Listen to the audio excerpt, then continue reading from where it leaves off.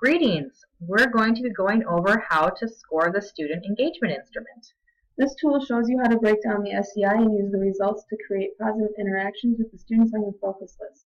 With the SEI tool, these interactions can be focused on problem areas quickly and efficiently. To start, let's look at the SEI.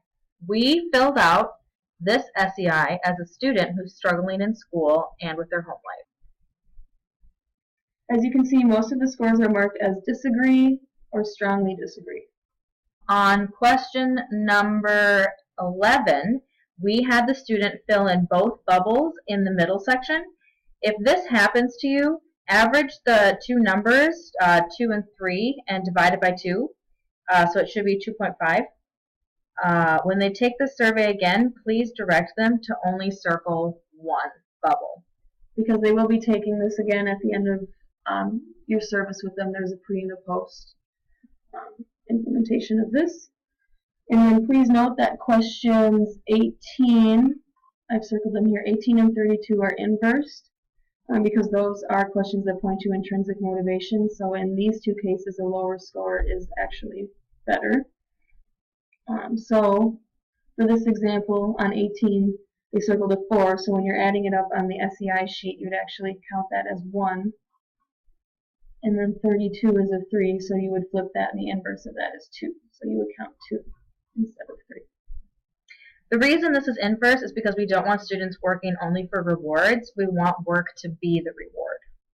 So then you go through and you will literally count up all of these. So question number 1, they wrote disagree, and that's a 2. So then item number 1, you write a 2. And then you just carry all these numbers across, just keeping in mind those two inverse questions. When you add up all of the numbers, you'll get your total SEI score.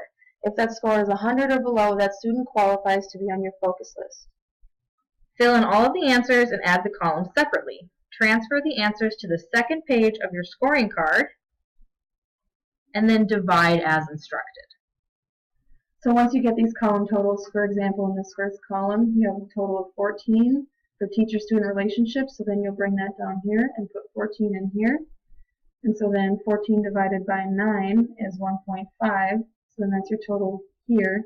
And you will do that same thing for all of your column averages, and then you'll look for the lowest column averages, and that will show you a good place to start working with your students. So in this example, the Promise Fellow should start focusing on teacher and student relationships, as well as control and relevance of schoolwork, and intrinsic motivation. If this was a student that I was working with, I would find a couple teachers willing to participate in a one-on-one meeting with the student either after or before school, and I would set up a meeting with the teacher, the student, and myself to discuss what we might do going forward or what goals we might set to build our teacher-student relationship. An example is saying hello every day, putting the class into a planner, and making an agreement about classroom behavior. This is, of course, only one of many examples you may use. Some of these examples you can get a hold of, and they include things like this. This is from Check and Connect, and it just kind of gives you some examples about ways that you can intervene to help your student. So these are split up depending on the type of engagement that you're focusing on, and there's a lot more on the U of M website for that. So back to this.